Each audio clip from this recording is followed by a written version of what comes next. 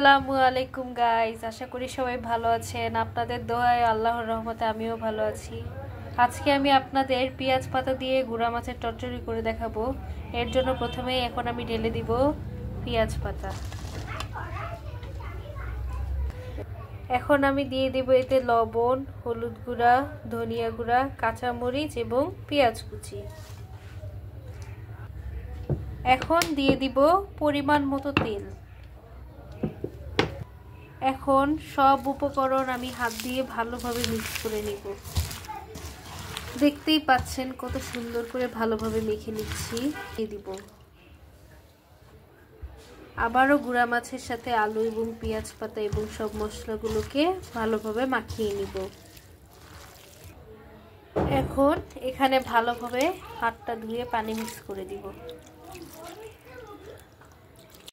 এখন ভাজিটা একটু ভালোভাবে উলট পালট করে নিব। দেখতেই পাচ্ছেন ঝাঁকিয়ে ঝাঁকিয়ে ভালোভাবে উলট পালট করে নিচ্ছি। দেখতেই পাচ্ছেন ভাজিটা কি সুন্দরভাবে হয়ে গেছে এবং তেলও ফুটে এসেছে। এবার আমি এতে ধনিয়া কুচি অ্যাড করে দিব। দেখতেই পাচ্ছেন কি সুন্দর লোভনীয় লাগছে। আশা করি আজকের আমার গুঁড়া মাছ রান্নাটি আপনাদের সবার ভালো লেগেছে।